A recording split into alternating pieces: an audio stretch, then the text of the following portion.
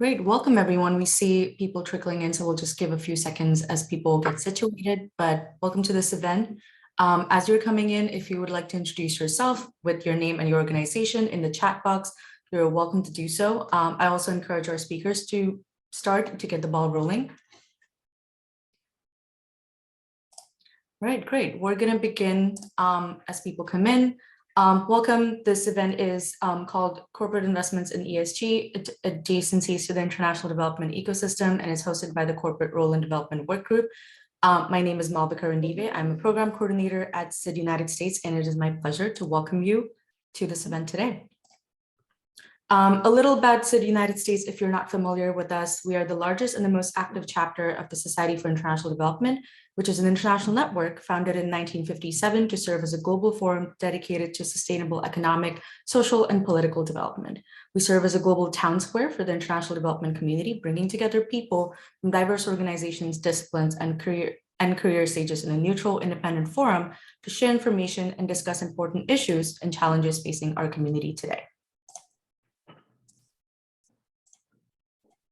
A few ways that you can get involved with us. You can check out some of our upcoming events and sign up for a weekly newsletter on our website, www.sid-US.org. You can also apply to be an intern or volunteer co-chair, and stay tuned for other volunteer opportunities that we always have coming up. Follow us on social media to stay in touch with all of our activities and see what we're up to. A few things to note for today's session. This session is recorded and it will be shared publicly through our networks and social media channels. Everyone registered for this event will also have access to the recording and a summary after. Live transcription closed captioning is available, and it can be activated through your personal individual settings on Zoom. If you have any questions for our speakers, please make sure to post them in the Q&A box. We have a chat box and a Q&A box, and we're going to take questions coming in from Q&A specifically. If you have any questions for a specific speaker, please make sure you note that, and so we can make sure to get the question to them. We may not be able to answer all questions due to limited time. Our corporate role and development co-chairs are Olamide Elekpe and Lisa Marie Monsanto. And I'm going to turn it over to our moderator and our former co-chair for the corporate role and development work group, Mike Ingram. Thanks, Malavika. Welcome everybody to this event of the Corporate Role and Development Working Group entitled Corporate Investments in ESG, Adjacencies to the International Development Sector. My name is Mike Ingram. I'm a senior manager in Accenture Development Partnerships, which is Accenture's social impact consultancy that's been supporting the international impact sector for about 20 years. As Malavika mentioned, I'm the outgoing co-chair of the working group, and I'm your moderator for today. We originally conceived of this discussion, given demand from the working group, is there was a lot of interest in better understanding the trends in the commercial sector around ESG and how they were increasingly bumping up against the international development ecosystem.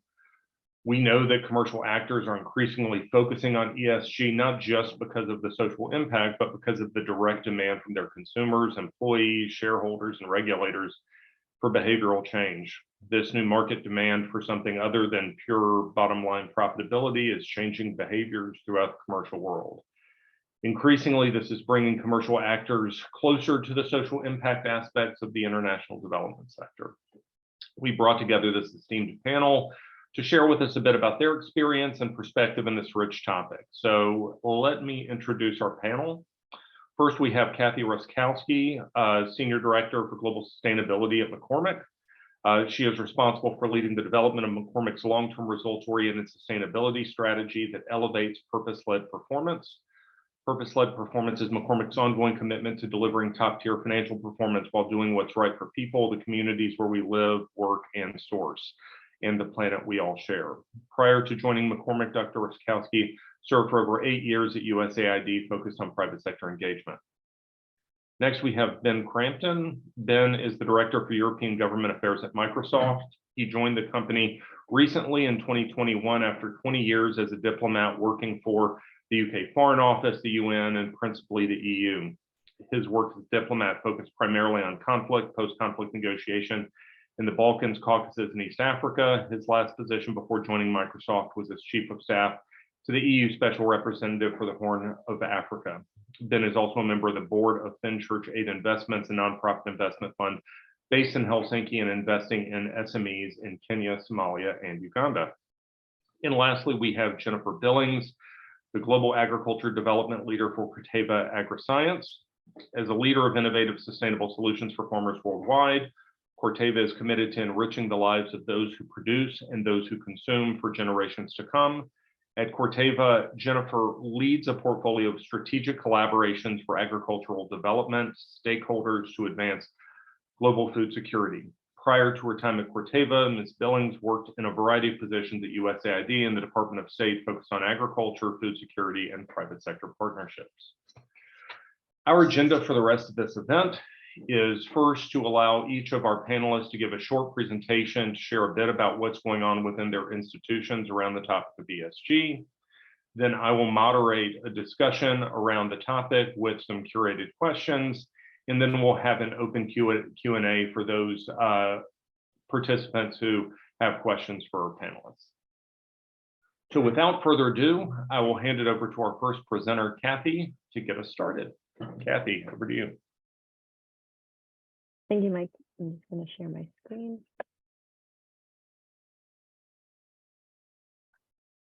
And it looks like that's working. So thank you, Mike and Sid, for having me today. I think this is a really interesting topic, and I'm happy to share with you a little bit about McCormick's environmental, social, and governance strategy at the start. So first of all, just a little bit of background on McCormick. McCormick is a global leader in flavor. We operate in two segments. So we have consumer as well as flavor solutions, providing flavor as well as healthy choices across the globe. Our consumer segment has leading brand shares in our key categories in many markets around the world. We have brands in nearly 170 countries and territories and sell products at every price point, ranging from premium brands to private label. Our flavor solutions segment is a culinary-inspired flavor business with a deep understanding of consumer flavor experiences created from real food and natural ingredients. And it's underpinned by leading technology that develops consumer-preferred flavor solutions for our customers. The breadth and reach of our global flavor portfolio positions us to fully meet the growing demand for flavor around the world and drive continued differentiated growth. Part of that differentiation for McCormick is purpose. McCormick has a proud legacy of doing what's right for people, communities, and the planet. Our purpose-led performance principle is an expression of that legacy, and it's our ongoing commitment to deliver top-tier financial results while doing what's right. The cornerstone of McCormick's approach is helping people live better lives. We champion equality and are committed to education, development, and the well-being of our employees while working to create better health outcomes. The communities where we live, work, and source are the bedrock of our operational success.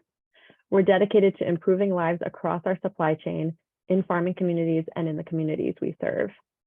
And we're also committed to lessening the effects of climate change by adhering to science-based targets that help reduce our carbon emissions, energy consumption, waste, and water use. Our commitment to ESG is embedded in our overall business strategy, and we continue to be recognized by various ESG raters and rankers. Most recently, we were recognized by Corporate Knights in their Global 100 Most Sustainable Corporations Index as the #1 most sustainable corporation in food products for the 7th year in a row. So just to give you a little bit more detail on the goals that we have around our ESG strategy, our purpose-led performance goals are a set of strategic and time-bound goals that span those pillars of people, communities, and planet. And I'll zoom in on a few that are most relevant to international development. So we want to sustainably source 100% of herbs and spices in our portfolio, beginning with our top 5 branded iconics. We also aim to increase the resilience of 90% of smallholder farmers who grow those iconic herbs and spices. And as part of that commitment, we're also reducing our Scope 3 greenhouse gas emissions because the bulk of our emissions are within our supply chain. To underscore that commitment, McCormick has created the Grown for Good framework.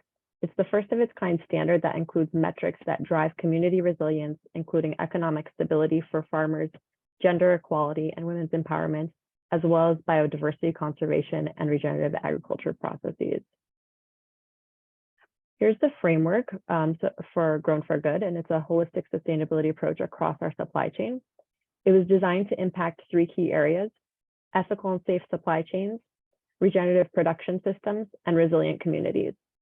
In addition to meeting the environmental standards around water, waste, and biodiversity and traceability, McCormick's Grown for Good sustainability standard goes above and beyond the criteria set by other farm level standards and certifications to take a holistic approach. This farm to facility program includes additional requirements to increase resilience and empower women in the communities from which we source raw materials. And like I said before, we're beginning with our top 5 branded ingredients. So that's black pepper, red pepper, vanilla, oregano, and cinnamon, and have a vision to source 100% of our herbs and spice portfolio. We source over 15,000 raw materials from around 80 countries. And so increasing the resilience of our smallholder farmers improves their livelihoods, but it also makes good business sense. For those in international development, in the SID audience, I'm sure you can recognize that this structure is not unlike a results framework that you might commonly work with, both in structure and in the outcomes that we're looking to achieve. It's in this area of work where there are the strong adjacencies to international development, and I look forward to the discussion today.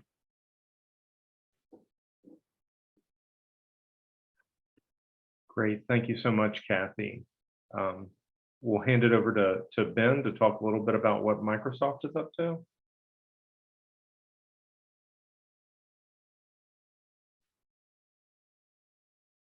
Thank you very much, Mike, and thank you very much to SID for the invitation here. I'm going to share my screen now, I hope. Can you see that, Mike? Yep, good. So I will start with, if you don't mind, a slightly self-indulgent photo, which was actually taken on my wedding day, which you can probably tell wasn't particularly long ago.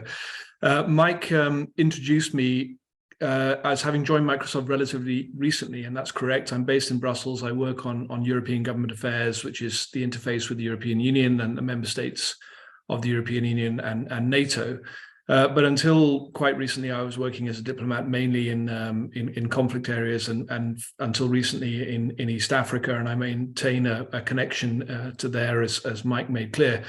What I should say, though, of course, is I don't work for the philanthropies or the ESG side of the company. So I do forgive me if I give only a slightly sketchy outline of what we do, but hopefully I can go into a bit more depth when we have a Q&A at the end.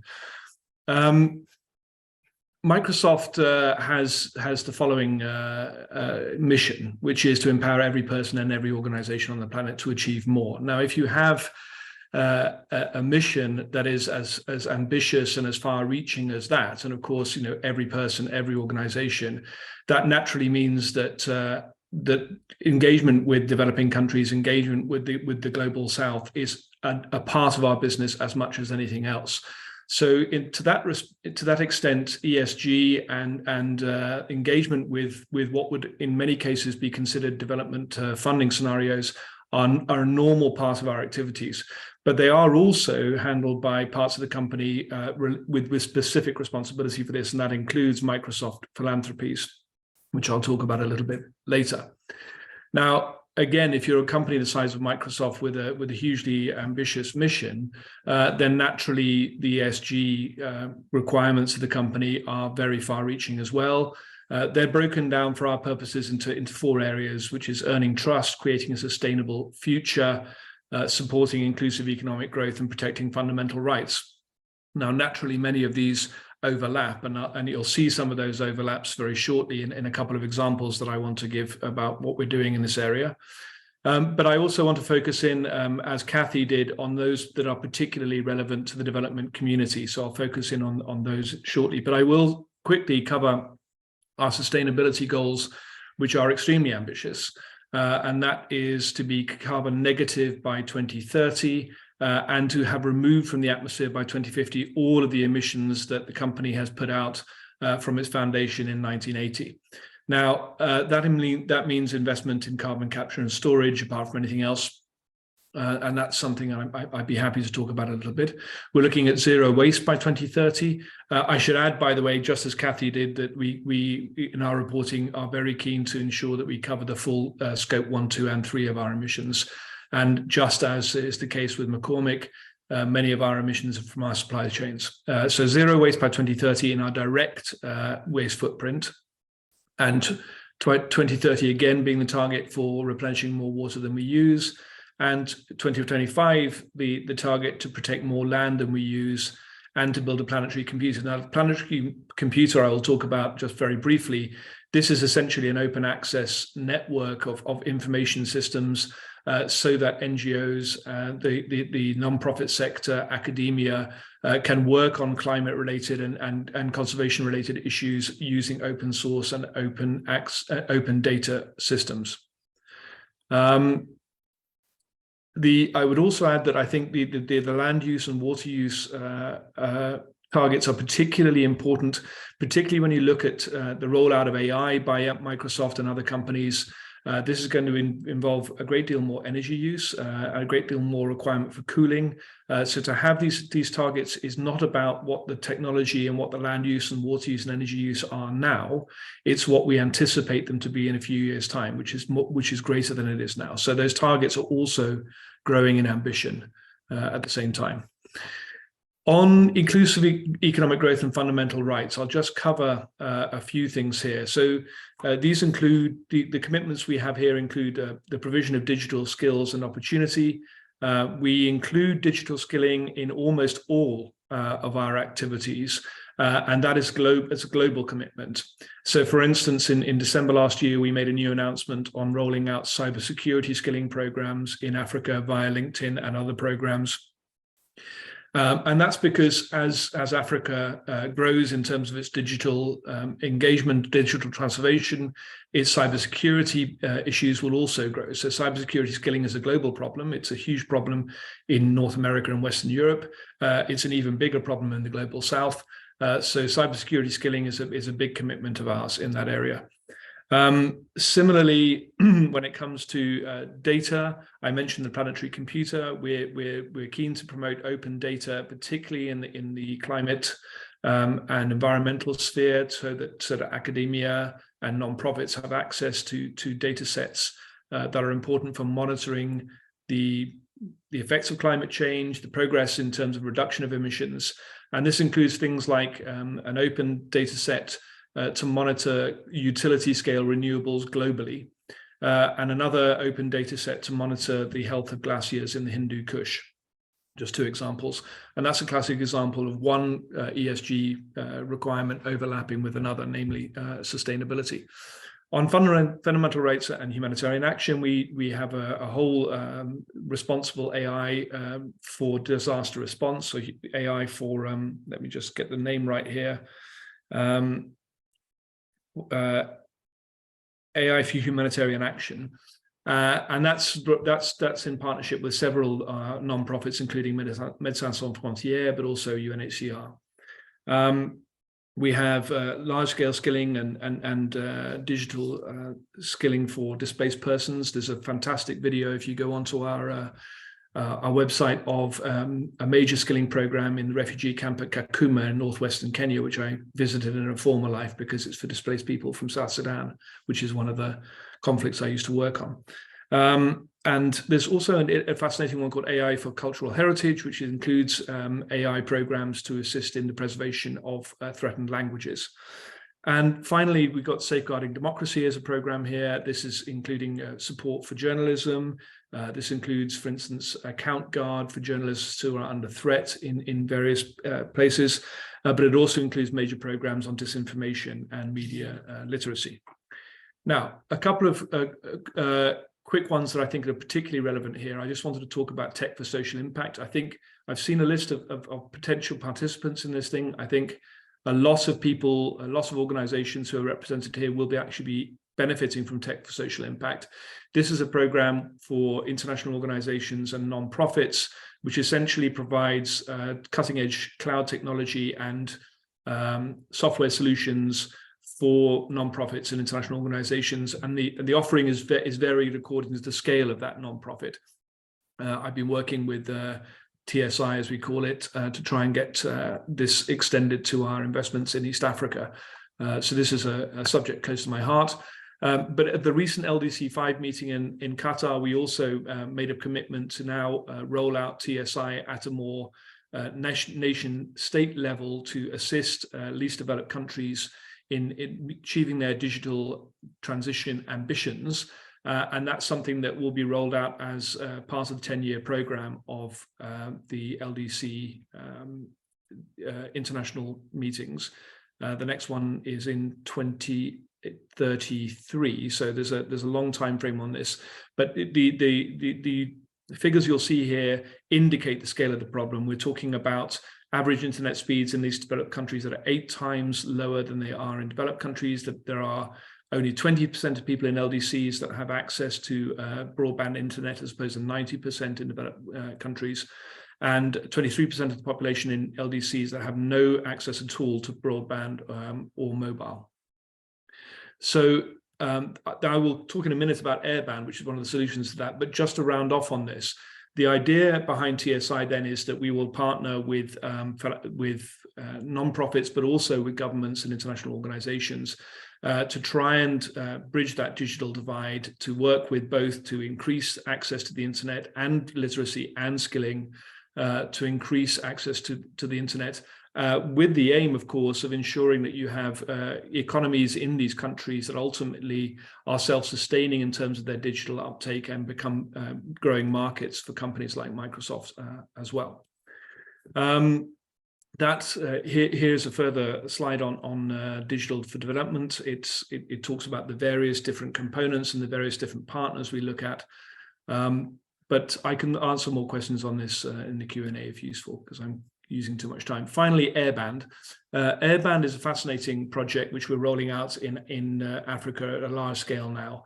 It originated in the US because there was we noted in Microsoft that there were surprisingly large numbers of areas in the US that still had very weak access to broadband internet. So the question was, how do you reach that last mile? How do you reach these isolated communities?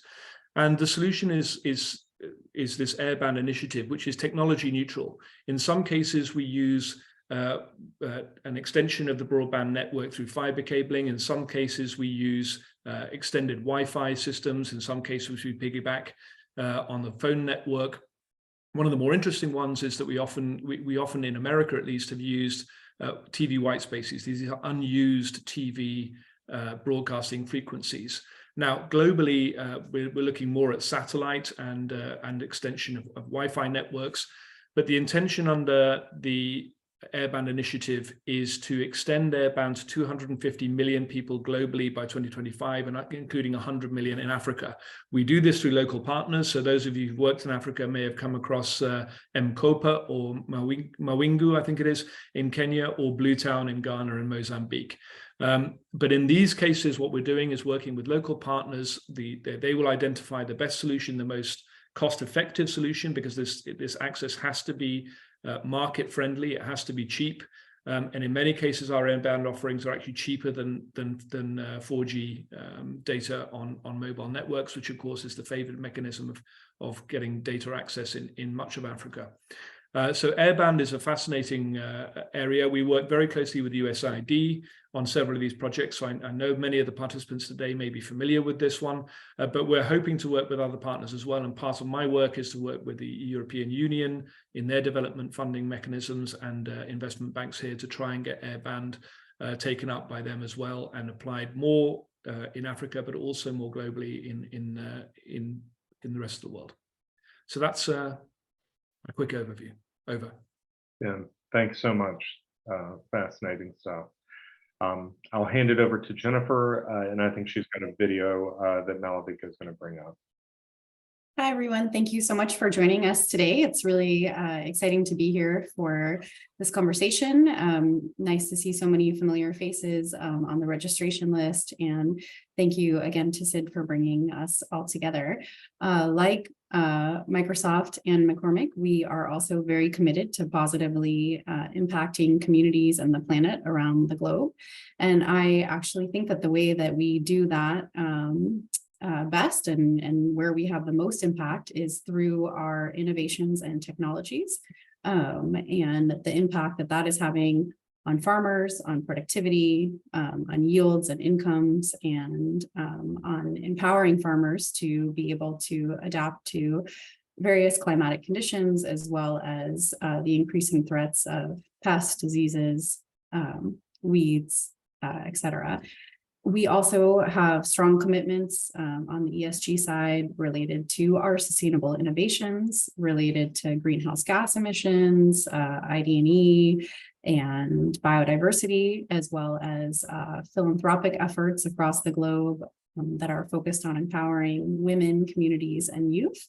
And then we have the work that I lead here at Corteva, which is related to collaborating with the public sector in order to improve the productivity and incomes of farmers globally. And we collaborate with many of you on the line, and we absolutely couldn't do this work without all of you. So thank you again for being here. I thought best, a picture say 1,000 words. So best to share a video of one of those collaborations to highlight some of the incredible work that we've done together. So Malavika, if you could please bring that up. Thank you.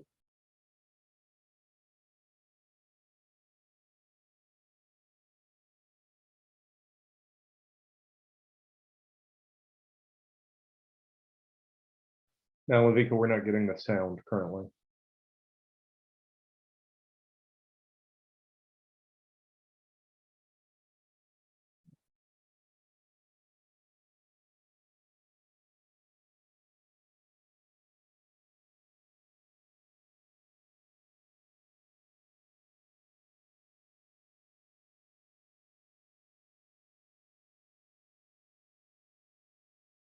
Maybe if you unmute.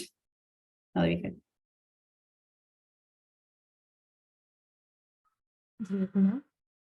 Hapa kwenye kijiji changu tunaishi na wakulima. Wakati nilipokuwa ninasoma mimi, pamoja na kusema na mimi ni maisha ya China ambayo ninayo, mimi nilimaliza shule sijawahi kuvaa kiatu. Sikuweza kutayarishiwa chai. Yaani ninamshukuru sana Mungu. Kwa hiyo mabadiliko ni makubwa sana.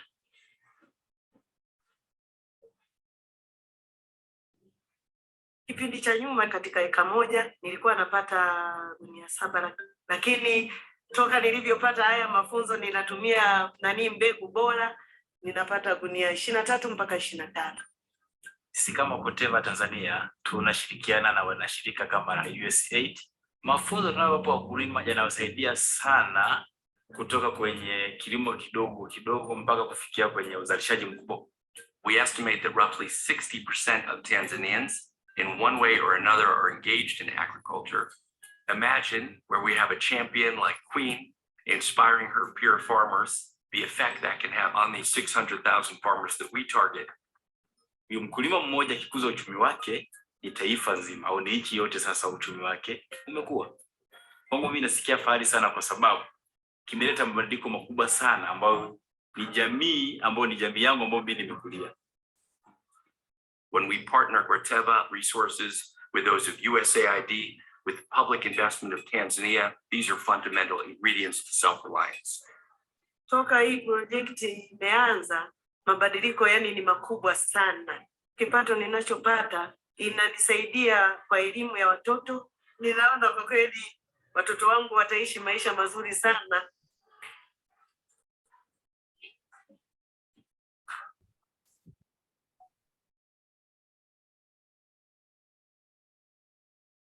Thank you, Malavika. So what I love about that video is it really shows the passion of my colleagues in Tanzania, of USAID staff and partner staff in Tanzania. And I think, it shows the impact that we can have together and the different roles that we play within those collaborations. So Corteva brings technologies and agronomic support and supply chains and other things to the table, but the partners in that program, SID-Ivoca and USAID, brought lots of their own strengths of credit, access to markets, post-harvest solutions, things that Corteva is not, our strengths. So and not what we focus on.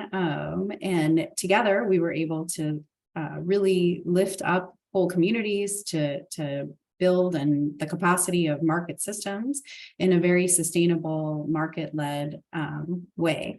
And, in Tanzania, we have a strong business footprint and we are committed to growing our business in that country. And I think that, that's just one country example, but you can see that we are having, I think, the greatest impact through our direct business model, However, collaborations like this really allow us to expand our business, reduce risk, grow within markets, and be able to better serve farmers around the globe. So I just want to say thank you again for all of you who are here, and thank you for all the collaboration globally. We really value the impact and the shared value and goals that we're achieving together.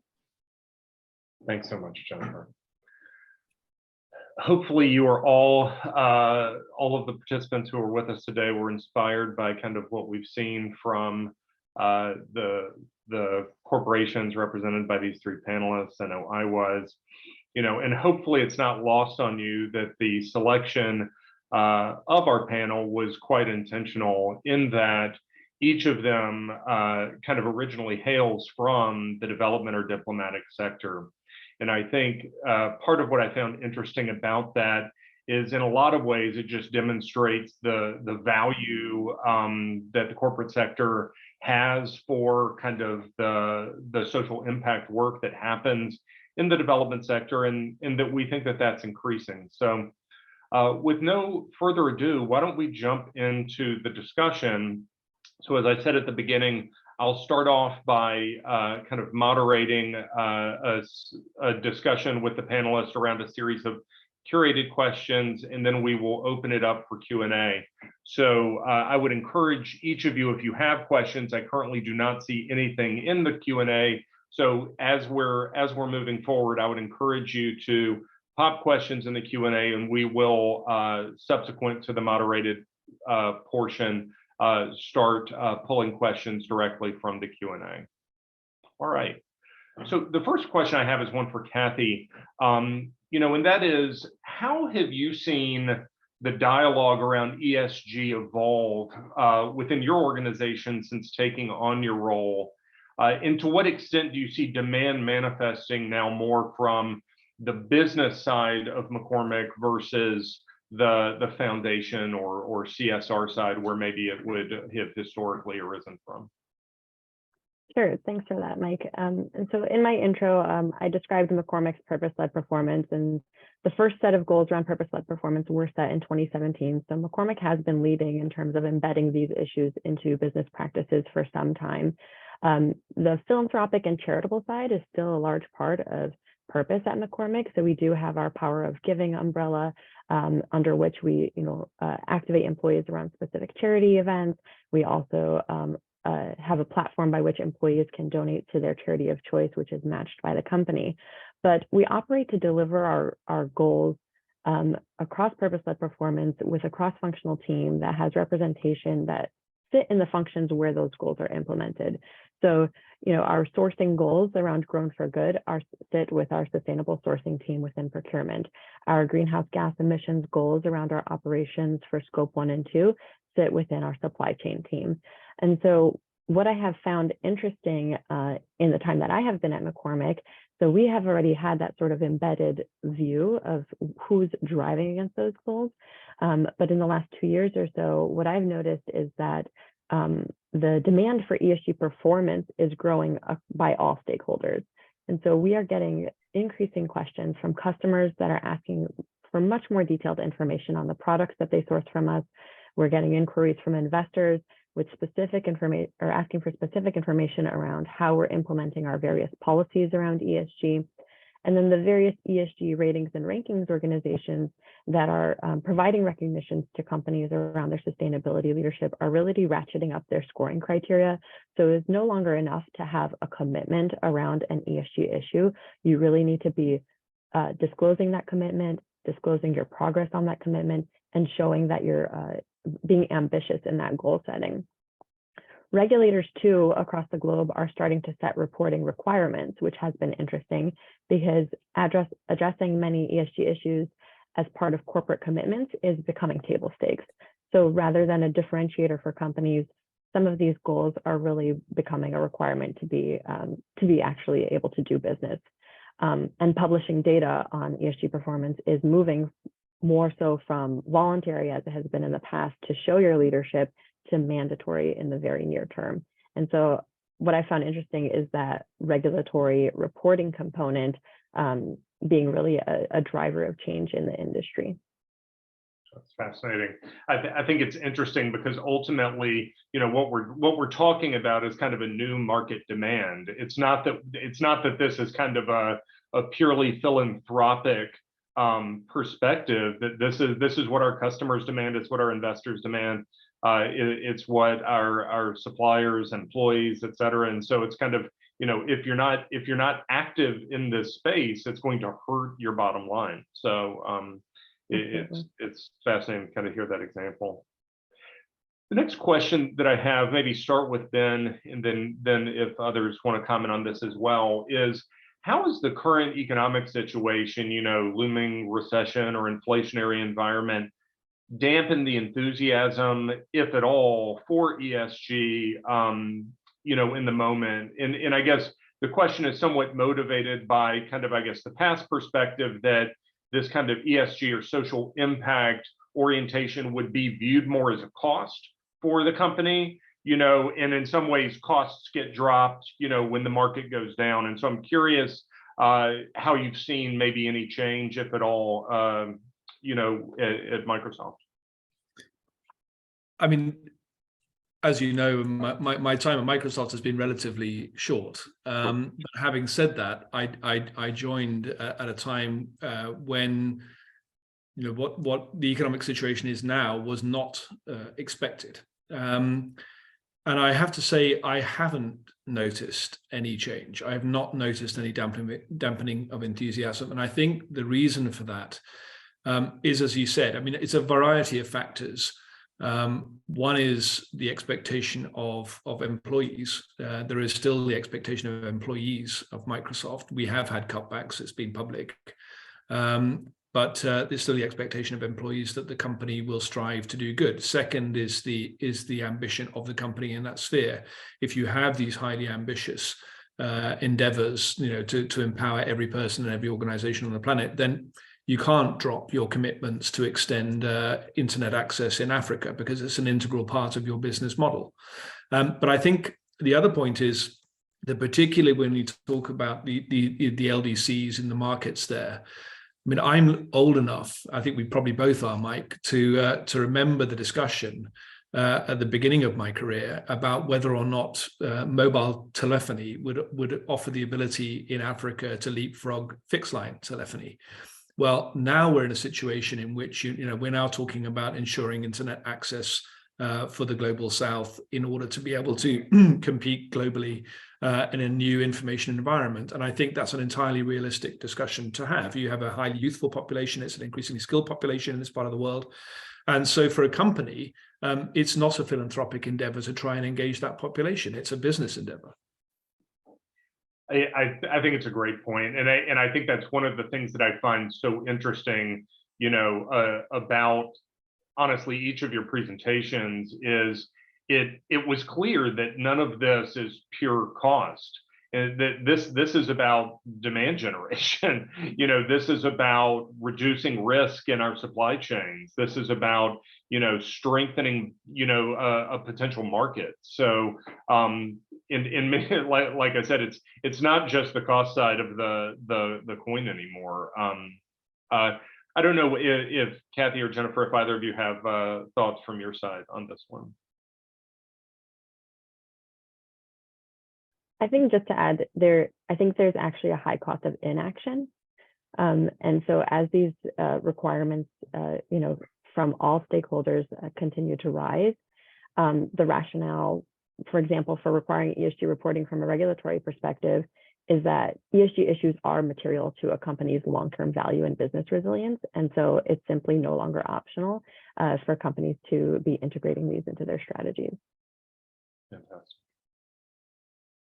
The next question I have, maybe one that's current with us in the news, is around if you could share a little bit about what your organizations are doing in and around the crisis in Ukraine, and to what extent have you been coordinating with actors in the development sector? Maybe we could start first with Jennifer and then move over to Ben. Thank you, Mike. I think everyone's aware of how important Ukrainian agriculture is to global grain production and global food security, and the impact that the conflict has had on Ukrainian agriculture. And at Corteva, we're very committed to supporting Ukrainian farmers during this challenging time, and to ensuring that they have access to the tools and technologies to be able to grow food for both their communities and the world. And so we are, yes, working closely with development partners such as USAID and the Development Finance Corporation to advance collaborations around access to critical inputs such as seeds and crop protection products, as well as innovative and financial tools that can allow farmers to continue to operate and run their businesses. We also are invested in Ukraine as a business, and we have committed with the announcement with the Ministry of Agriculture a few months ago to increasing seed production by 30% within Ukraine. And we are hoping to also increase imports of crop protection products by 10% over the next 5 years. So we absolutely want to work closely with our farmer customers. We have a direct model in Ukraine where we provide close support, agronomic support, and financial tools to our customers. And we want to continue to work very closely with those customers so they can operate and hopefully even grow their businesses in the coming years. Thank you. Ben, any thoughts from the Microsoft perspective? Yeah, I mean, we could talk for a very long time about this. I mean, Microsoft has, we put out a number of reports. In fact, I think I'll post the latest one, which was actually last week in the chat. I mean, on this one, we acted very quickly. The story has been told several times, but I mean, we actually spotted a major uptick in cyber attacks on Ukraine shortly before the actual invasion began, and worked very closely with the Ukrainian government at that point. I mean, it's worth pointing out that Ukraine, even prior to the full-scale invasion last year, was the second most attacked country in the world after the US in terms of nation-state directed cyber attacks. So the Ukrainians, I mean, had a great deal of experience, and we'd already been working with them quite closely. But I mean, what I think that the most important thing that we did in very early stages of the war was help the Ukrainian government move its data from on-premises servers, which were vulnerable to physical attack, into the public cloud so that their data was safe and could continue to be used. So I think in many respects, some of the resilience, I mean, the credit for the resilience that the Ukrainian population and government has showed goes to them entirely.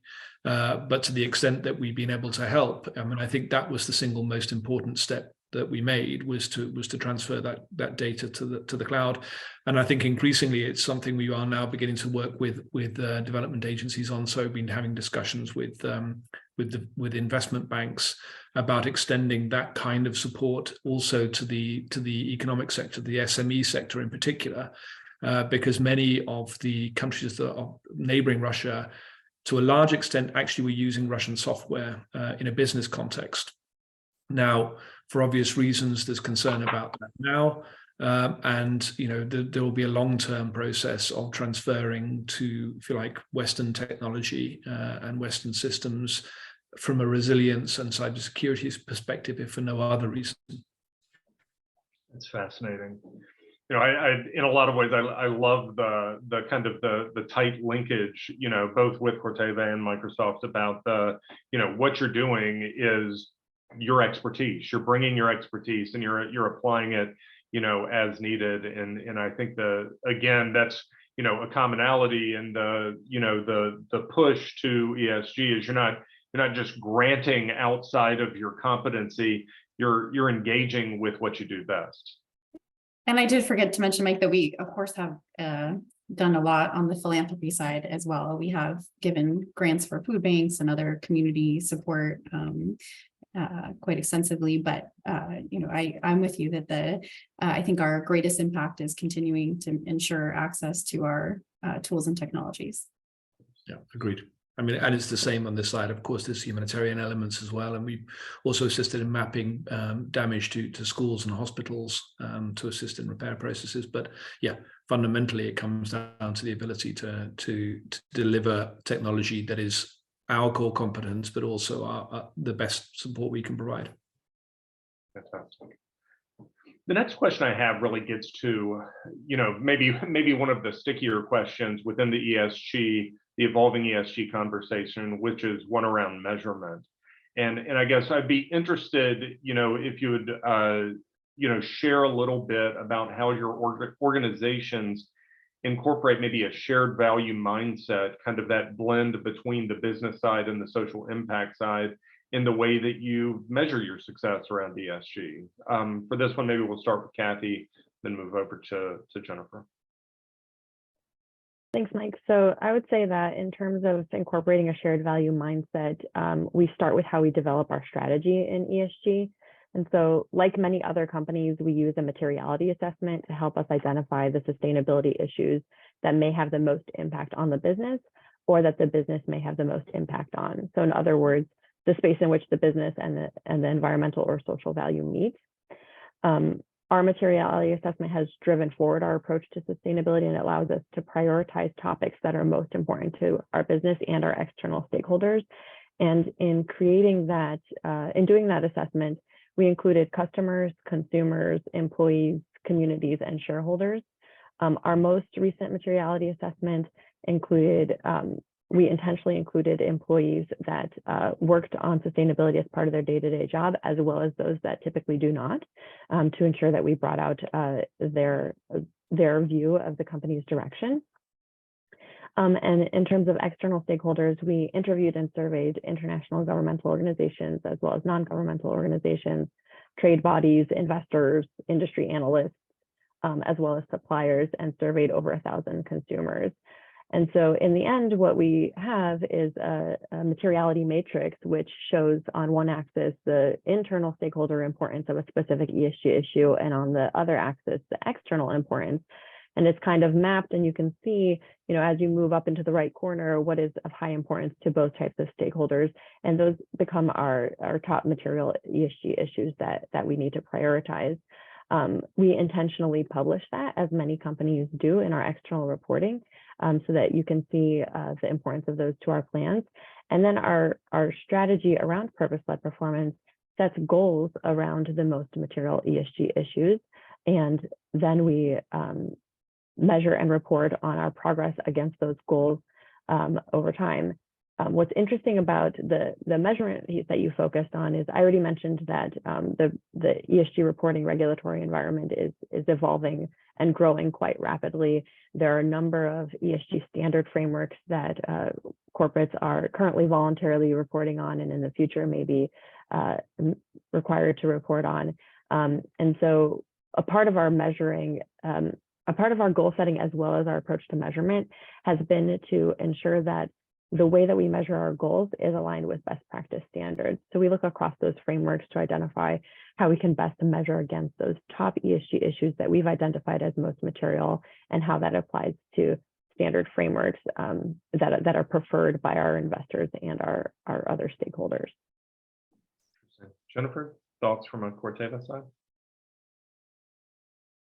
So we also, like McCormick, have extensive measurements of our sustainability goals and other ESG related data. But one thing that I wanted to mention is that we really value the M&E that USAID brings to the table and other donor partners, and the M&E that's then done by the implementing partners under the USAID programs, because those kind of measurements, the indicators around income increases and productivity yield increases, are really valuable to show the full social impact of our collaborations. And those are not the kind of, that is not the kind of M&E that Corteva has the capacity or is in the business of doing. And so, obviously we're on our side calculating the business value to us, but the social impact value in a very methodical and well-vetted way to be able to have access to that data through our collaborations with USAID and other donors is incredibly valuable. Something else that was interesting is just I noticed in at least 2 of the 3 presentations was also a deliberate linkage to the SDG framework, which obviously is kind of a development or diplomatic sector framework. And I think the fact that, you know, unprompted, you know, that the corporates are anchoring to that framework is again indicative of the influence that the developments in diplomatic sector are having on the trends in the commercial space around ESG. So just something that I think is interesting to observe. The next question that I have is maybe less about your organization and more about your individual observations. As I mentioned at the beginning, you know, the selection of the panel was intentional in that each of you kind of come from the development or diplomatic sector. And so I'd be curious if each of you would reflect on how your time in the private sector, even if it is brief, has reshaped maybe how you think about private sector engagement in the role in the development space. And so maybe for this one, we'll let Ben kick it off and then go Jennifer, then Kathy. Thanks, Mike. Yeah, I mean, it's a fascinating question. It's another one I could talk for a long time about. I think I will restrict myself to 2 observations. The first is, I think that when I was on the other side of the fence, as it were, when I was working on East Africa and the development world, then you operate in a highly complex environment. There are lots of different actors. There are lots of different agencies. You're dealing with governments. You're dealing with NGOs. You're dealing with individuals within your own structure. But it's exactly the same on the other side of the fence. I mean, if you're working for a large company, it's also highly structured. It's also highly siloed in some respects. And so it can take a little while, if you are on the outside, to find out who you need to talk to find out if you are, for instance, interested in talking about tech for social impact. It may not be obvious how you get to the information that you need. So I think, you know, all I can say is if you are in that position and you're listening to this discussion and you want to drop me a line, please do, because I can try and help to find the person that you need to. It's not always easy, and I understand that. I think the second thing, though, is more fundamental. I think one of the issues that we have as we work in these sectors, I mean, I think particularly out of Africa, but that's simply because it's the environment that I'm most familiar with. We draw quite a strong distinction between philanthropy or development assistance and business. But ultimately, the aim of development assistance is to create societies in which businesses can thrive so that people can be prosperous. It's about creating prosperous societies. So if you're working with private sector, the private sector's motivation will be to do good. It is the intention to have a positive social impact, because we're normal people. We want the same things, and we want to have a positive impact. But the desire of the company is also to make money. Those 2 things are entirely compatible with each other. It is not a bad thing if, and again, I come at this from what I used to think in my old position. It's entirely compatible that we work together on a development assistance framework in a situation in which the intention of the company over time is to create a market for itself. These are good things. They will have a positive social impact. But it does require something of a philosophical change from those who work in the development sector, in my view, and for those who work in the business sector. There's a meeting of minds that's required, and I think it is working more than it used to. There's less of a strong division than there was, but there's still a bridge that needs to be built to over the gap. Fantastic. Jennifer and Kathy. So I've been at Corteva for 5 years now, and I came from 15 years working in the public sector and living overseas in many countries. And I remember early on in my career, I was working for USAID in Nepal, and I attended a training a regional training in Bangkok around private sector engagement. And someone put up a slide showing a graph of foreign direct investment versus development assistance over the decades. And basically it ended up being an inverse graph of, development assistance has gone down drastically over the decades, and foreign direct investment in emerging country economies has gone up. And really it's, in the long run, FDI that's going to move the needle and develop the economies of countries around the globe in a much greater way and much more rapid way than development assistance ever could. And it was that slide that kind of lit the fire for me and my passion for the rest of my career to want to engage the private sector in development. And I feel like, honestly, I'm just sitting at a different seat at the same table these days. That we, when I was with USAID, I worked on a lot of efforts to bring the private sector to the table when I was with state and other organizations. And now at Corteva, I am, just trying to continue to build those bridges and do the smartest efforts possible so we can have the greatest impact collectively, because ultimately the resources of all of us are limited, and these challenges are not being solved. Global food insecurity is not in a good place. So the more that we can be collaborating all together to solve these challenges in the smartest and most sustainable market-driven ways, like Ben was saying, business thriving is a good thing. Stable, prosperous economies are a good thing. The better off we all are. So, fantastic. Kathy, any thoughts from your side? Yeah, and I completely agree with what Ben and Jennifer were already saying. I think we're all trying to move towards the same common goal. In reflecting on the difference between my experience at USAID and my experience in a corporate, I often think about, at USAID, we focused a lot on the Venn diagram that shows the overlap. One circle is development goals and the other circle is private sector interests. And I think that we spend a lot of time finding the overlap, but only think about maybe that overlap being quite narrow when the overlap is actually much larger. And I think it's a really important starting point for goal alignment to identify maybe the few pieces where there's exact alignment on shared goals. And it's important to identify significant collaboration opportunity. But I think in the most effective collaborations where we're all trying to achieve the greater good as has been described here, I think we should spend more time understanding the full circles for both of those actors, because I think there is more overlapping than we're recognizing, and the non-overlapping parts still exist, but they are important to understand to better build a shared understanding. And I think that includes addressing some of the usual suspects of translating jargon from international development lingo to corporate lingo, so using the same language as well as breaking down each other's organizations' goal frameworks. But I think understanding context and revisiting that for each partner over time in a collaboration can lead to more effective and impactful work.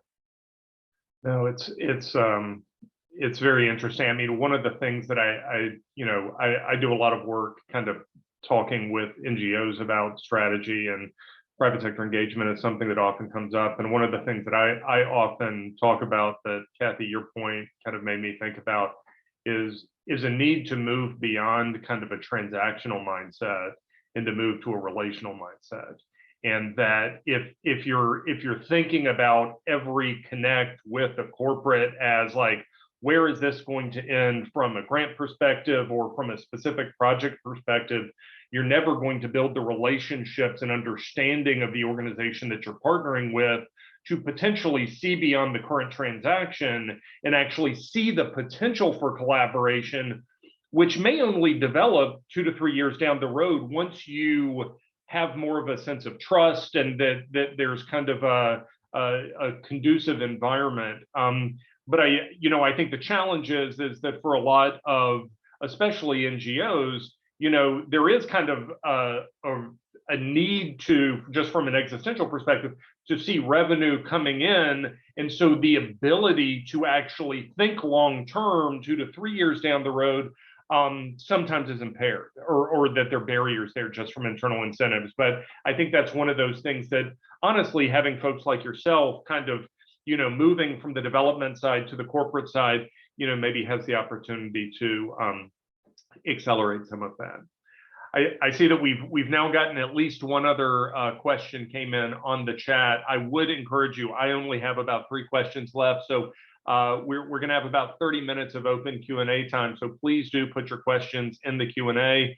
That's where we'll pull from, so please populate that. The next question that I have, kind of a follow on, again, you've all spent time in the development side and in the or diplomatic side, and your hiring in many ways is demonstrative of the demand for the knowledge and the competencies and experience that you bring. But I'd be interested if you could speak to maybe the differential value that experience has kind of brought to your organizations, the insight around the development space or the diplomatic space, and maybe why that's difficult for some of these organizations maybe to cultivate internally versus hiring externally. Maybe start with Kathy and we kind of go around the horn. Yeah, sure. So I think that Jennifer already mentioned one, which is M&E. So just the monitoring skill set that sits within USAID and the international development community that supports USAID is just tremendous. And the thought leadership that is there in terms of understanding and measuring outcomes and impact, I think is far beyond where most private sector actors are today. And so I think that is a major skill set that international development and diplomacy professionals have. And I think paired with that is the project or program management. In international development, because of the various bureaucratic requirements, funding requirements, country requirements, individuals are managing large scale and complex programs that have strict requirements behind them, both in terms of how they're managing budget, how they're allocating budget, how they're tracking the outcomes associated with each piece of the work. And I think that there is a skill that is honed in those organizations that is just at another level than project and program management that perhaps happens elsewhere. And then, of course, I spoke at the beginning about how we are doing work deep in our supply chains that is very adjacent to international development work when it comes to ESG commitments. I've shared our Grown for Good framework, which is in support of our sourcing community farmers. And I think there's just tremendous technical knowledge, local networks, and just libraries of best practices and emerging practices that sit and originate with development professionals, because that is, sort of the excellence that they bring to implementation of their programs that doesn't sit in private sector actors today. Fantastic. Ben, maybe any additional thoughts? I mean, certainly to reinforce what Kathy said, I mean, I think this project management side and the attention to detail that we require on the international development side is extremely important. There can, I think, sometimes on the international development side be a slight weakness to that, which is an overemphasis on the detail and overemphasis on the process, and an underemphasis potentially on the outcome. And I think that's one area coming into it's really answering the previous question, but coming into the private sector, the willingness to experiment, the willingness. I mean, it's a cliche, but to take risks and see if something works, I think that's something from which the development sphere could definitely learn. I think. I mean, there's a learning process in both directions. I think another thing. I mean, I was more on the diplomatic side. I think one of the two things I think that I hope I bring from that background into the company is two things. One is, if you're working on conflict, is the necessity to see a very big picture. If you're working on a conflict in say Kosovo, as I did, or any other conflicts in East Africa, it's what are the positions of neighboring countries? Where does the US fit in this? Where does the EU fit in this? I mean, that requirement to see all sides to a problem, I think, is something that the development world, the diplomatic world, are very good at, and it's sometimes, I think, on the private sector side, this sense of directive purpose potentially leads to missing those bigger pictures. I think the second element is a facet of that, which is also that just as I think on the government side, we sometimes misunderstand business, using we in the past tense. I think similarly on the business side, there's sometimes a misunderstanding of the ways in which government works. And I think bringing people in who have worked in government, worked on the diplomatic side, it helps companies understand the ways in which the ways in which decisions are made, which is not necessarily the ways in which people think decisions are made. And I think that's something that we can bring from government into business. Jennifer, any thoughts? Yeah, I would just add the international and global experience of living cross-culturally and languages and all of that, I think is something great. And I actually had two colleagues recently, one from Corteva, go the opposite direction. So one joined USAID and one joined Gates Foundation.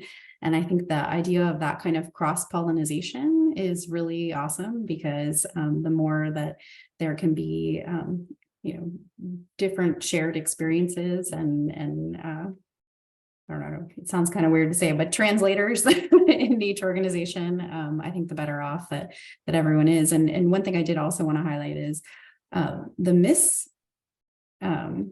perception that perhaps we are the ones within the organization who are the North Star and, kind of holding the moral high ground, working within the ESG space. And I've actually found at Corteva that there are days where I can't tell the difference between working at USAID and Corteva. There is so much passion and commitment within Corteva to impact global food security, to improve lives, to empower farmers. And I think maybe it's the industry itself. Most people who get into agriculture do it because they want to make a difference in the world. But it's been really a very nice thing to discover at Corteva that North Star is really across the company, and that commitment and passion is just as strong as the colleagues that I had at USAID or DAI or state who are committed to those same global goals. So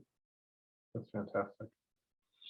I see we're getting a few more questions coming in, so I'm going to wrap up with two final questions, and then we'll start pulling from the Q&A. So again, for the folks on the line, please do drop questions you have, as that will be our source.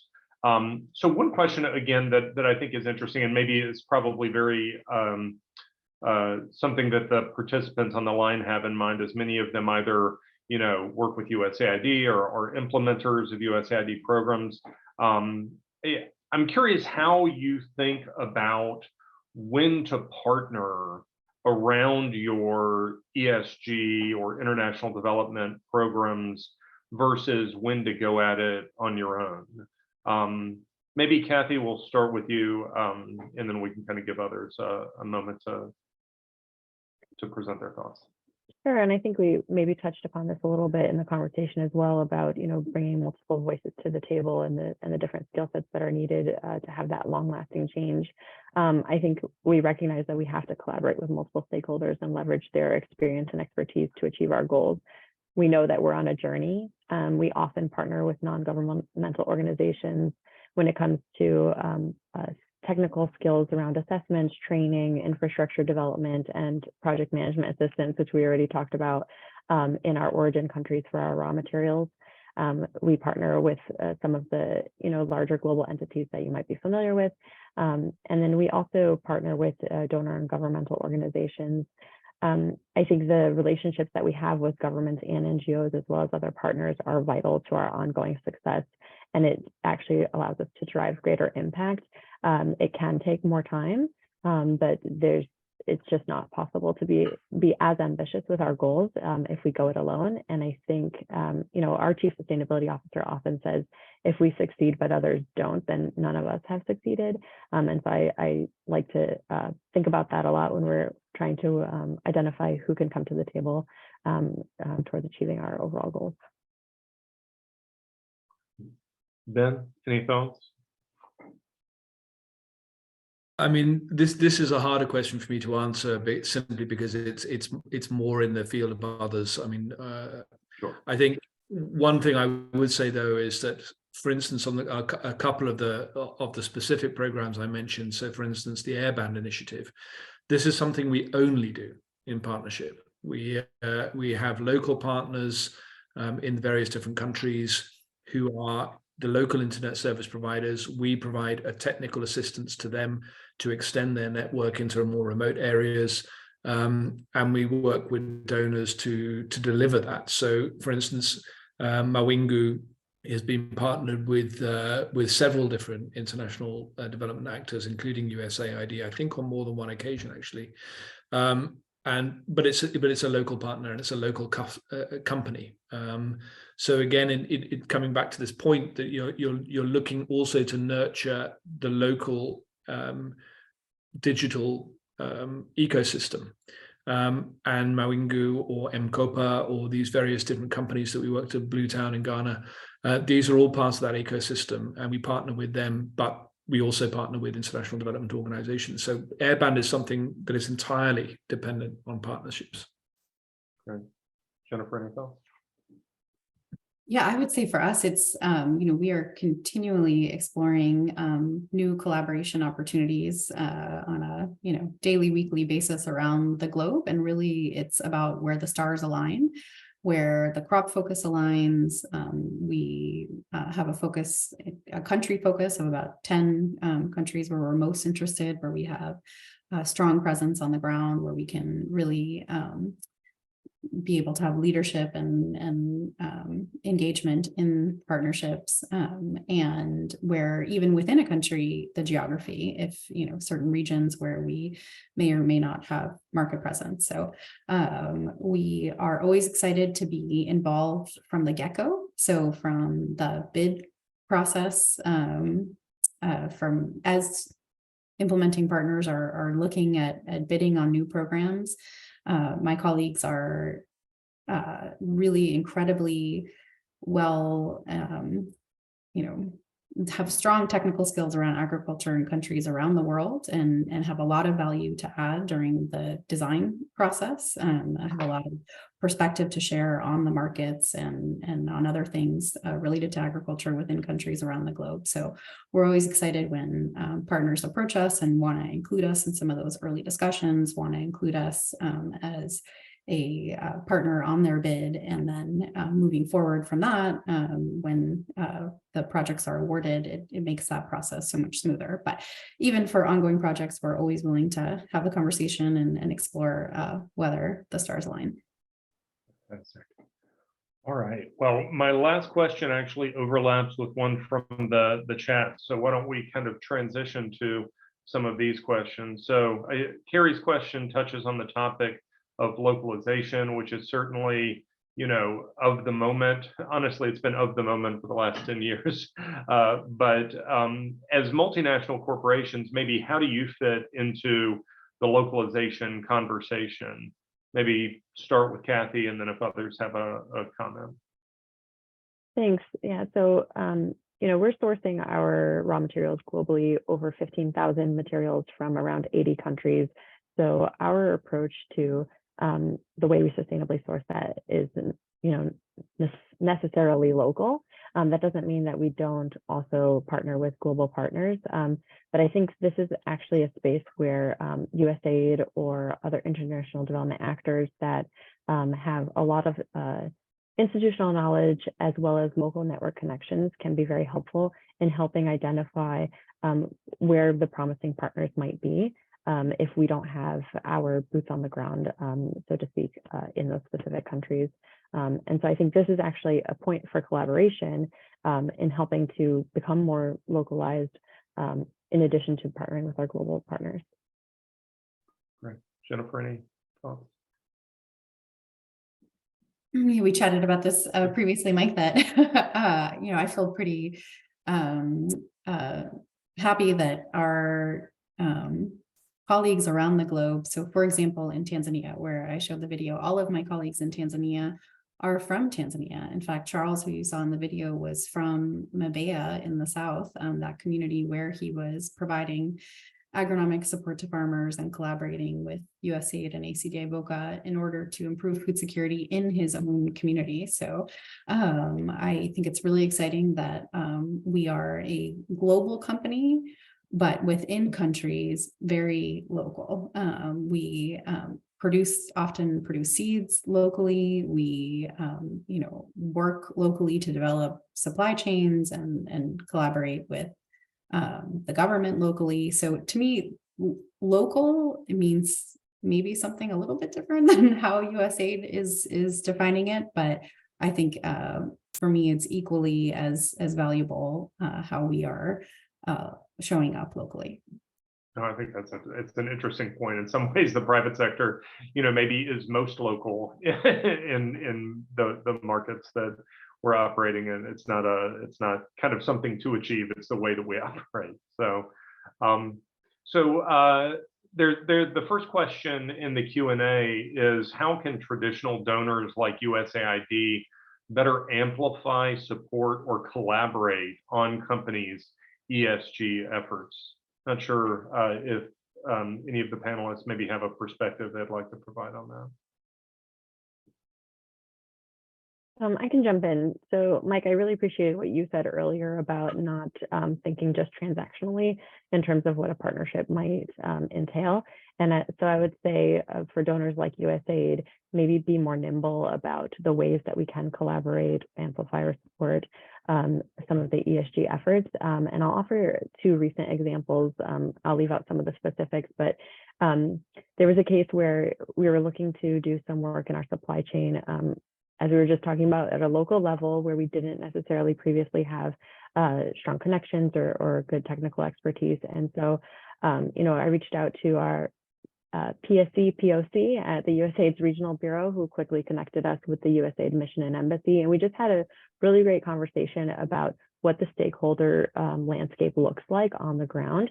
That was super useful to kind of get our bearings in terms of what our criteria might be when we're looking for a partner, some watch outs, things like that. And I found that to be a very valuable collaboration. And in that case, maybe it was a one-off, but I think it will build the relationship as we continue to grow our supply chain in that specific area. And then in another example, I've been really excited about some of the stuff that USAID is putting out around PSE Modernize. And I think that there might be some discrete opportunities around what they're doing there. And what I appreciated from another USAID colleague is just coming to the table already having done their homework in terms of what McCormick's priorities are. And so when we were thinking about that Venn diagram of the overlap, she already had some ideas of where the overlapping space was, but we were able to have a conversation that expanded that overlapping space. And it's introductory, but I think there could be something interesting that we work on together there. So just broadly being nimble and broader in bringing what USAID has to the table. And that's how you came off mute. Yes, just to follow up on that, and I absolutely agree with Kathy on those points. Definitely, I think to add to that slightly, I would add it's also a question of being imaginative. For a company like Microsoft, for instance, we have these very ambitious ESG goals across the board. If USAID, for instance, is working on projects on renewable energy in Ethiopia, to give an example of stuff that I know USAID does do, perhaps there's help that Microsoft can provide from the global data that it's gathering on renewable energy across the world. So, I mean, it's also potentially accessing this open data that we have and using that as part of the project management cycle to save on costs for gaining access to that data in some other way. I think another thing is that USAID is ahead of the curve in many respects in its relationship with the private sector.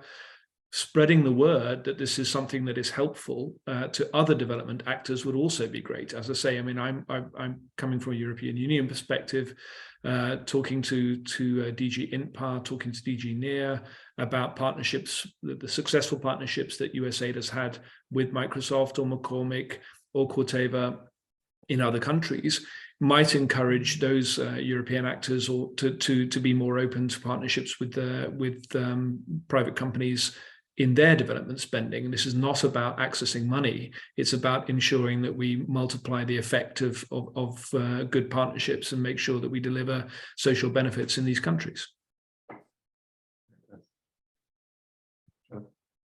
I was thinking about what Kathy said, her two great examples, and you know, how it really does take a village, that we work closely with USAID in Washington, we work with USAID at the missions, but then we also work really closely with implementing partners who are out in the field doing the program. So, you know, we try to advance those relationships that you referenced earlier, Mike, for the long-term growth of those relationships, and I feel like we've been able to build a really strong foundation. We have many active partnerships around the globe, currently with USAID, and ones that were recently wrapped up, and with implementing partners as well.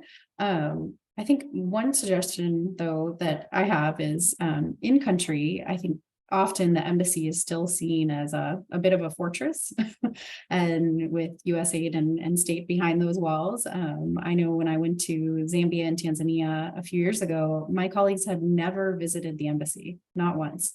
And, you know, we're one of the largest US companies in those countries, and certainly the largest US agriculture company. So I think that outreach at the local level is really critical. And I know sometimes that's kind of seen as, oh, maybe the role of commerce or polycon on the state side, but definitely, you know, I would encourage all USAID folks to, whether they're abroad or in touch with people who are abroad, to do that outreach and just grab a cup of coffee and learn more about what is the footprint of Corteva in Tanzania or Myanmar, or, you know, name the country, and how, you know, let's sit down and think through what else can we be doing together. And, you know, not just projects, but on the thought leadership side, on the policy and advocacy side, on improving the regulatory environment and the you know, science-based policy environment is really critical to our business in particular in countries where USAID operates around the globe. Great. On to the next question. Gabriel had asked a question about the critical development needs associated with the technical vocational sector in countries, and what has been effective in co-creating skills development programs. So maybe Kathy, I see that this is one that you wanted to take a crack at. Yeah, so one thing I've been thinking about a lot is, you know, many forward-leaning companies on sustainability have set net zero ambitions around climate change that are aligned with a 1.5C warming scenario. I think it is sort of a table stakes commitment that companies need to be taking. But in order to deliver on that climate change goal, we need to obviously measure our carbon footprint. And, you know, Ben and I have both mentioned that most of our carbon footprint is in scope 3, which means outside of our facility walls and in our supply chain. For McCormick, it's about 96% of our carbon footprint sits in our supply chain. And what I've been thinking about a lot is, as we try to tackle those reductions in greenhouse gas emissions in our supply chain and measure and report on those, we're going to need a lot of expertise that's on the ground in our global portfolio that I don't think exists today. And one worry that I have for all of us, all companies that are trying to do this, is that we're actually going to be, you know, flying consultants from the United States to go and help us understand our carbon footprint, measure and report on that carbon footprint, as well as reduce the greenhouse gas emissions around that footprint.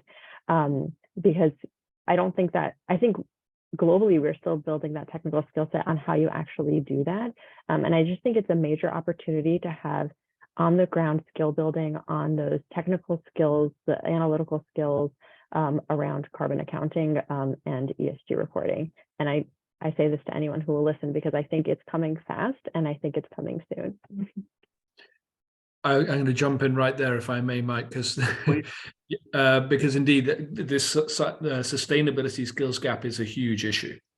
Having people who are able to monitor, report on, and measure sustainability commitments of companies, of governments, it's a big issue. In fact, I'm posting a lot of stuff in the chat, but there's another report that we produced here on on sustainability skills gaps. Now, it doesn't directly answer the question that was asked about Gabriel, but this issue of skilling, it's huge. Now, the level of skilling training required will of course vary hugely according to the project, according to the country, according to the part of that country. One of the moving things in the video I mentioned about Kakuma refugee camp is the fact that the skilling program for digital skills in that refugee camp begins with how to turn a computer on. Of course it does, because many of the people there will never have seen one. But then, of course, when you go to the cyber skilling element, you go to the sustainability skilling element, you're now talking about university educated people. But developing those skills in the countries where they need to be applied is vital to avoid exactly the problem that Kathy was talking about, that you don't have to fly somebody from Seattle, in our case, to talk about what our emissions are in Australia. So yeah, this is going to be a huge issue. Whether we're getting it right or not, I'm not in a position to answer, but all I can do is guide you to the various different reportings that we've done on this, and to make the point that certainly as a company, I can say we take this very seriously. We produce reports on cybersecurity skilling, we produce reports on sustainability skilling. So yeah, it's a huge issue, and we have to get it right. Fantastic. So I see there's a question from Salamata, and this one I guess is to Kathy. I'll let you determine if it's something you feel like you can answer. With respect to using the materiality assessment to prioritize interventions, have there been instances where you could not address identified needs and leveraged USAID or other donor fundings to support? I'm not sure if that. Yeah, sure, I can touch on that. I guess I wouldn't say that, I wouldn't see it as instances where we couldn't identify or address the identified needs. I see it more as how can we best address the identified needs, and often that's through collaboration. And we have had collaborations with USAID. We have some global development alliances around sustainable sourcing. We partner with others on that effort as well. And I think the learnings are some of the ones that we've shared here today. Is just I think the main one is building that continued shared understanding in order to grow the relationship and be able to identify where future opportunities might be. I know we're short on time, so I'll just keep it at that. All right. Why don't we try to do one more question and then we can wrap up. I see there's a question in the chat from Todd Kirkbride. Nice to see you, Todd. Do you feel that any of the 3 ESG areas are dominating or influencing the others, or might the ESGs be misdirecting any of the real social impact versus gathering metrics and box checking? Not sure if that rings a bell with any of the panelists. I think that the E of ESG is maybe better established in terms of what we mean by having environmental impact and measuring that impact. But I think there's a growing demand for the S. And we see that in our materiality assessment, actually. And so I think that was something surprising to us, is the areas where we felt we had quite strong programming fell lower on a materiality. And our understanding was that it's because it's almost as though those are more well understood. And so we need to better build our understanding in the S. But the social issues are in high demand right now. Ben or Jennifer, any other comments on that one? I would agree 100% with Kathy. I mean, it's a commonly observed phenomenon that the E is much more established, better measured. There are better standards for measurement than the social side of things. But I mean, what I've tried to talk about today is more on the social side in terms of the impact that we're trying to drive it through airband or TSI in less developed countries. And so, this is, as I said before, it's part of our corporate social responsibility commitments, but it's also a business endeavor. All right. Well, we are at 10:59. So with that, I want to thank each of our panelists, Jennifer, Ben, and Kathy, for your time today and your time in preparing for this conversation. Thanks so much. I'd like to also thank Sid, Malavika, for helping us have a platform for this conversation. And additionally, I'd like to thank all of the participants for their interest in sticking with us for this early morning conversation. So thanks to everybody. And with that, I'd just like to say have a nice day. And for anybody who's interested in the event, as Malavika indicated, it will be recorded and you can access from SID's website. Bye, everybody. Thanks so much. Thank you. Thank you. Bye.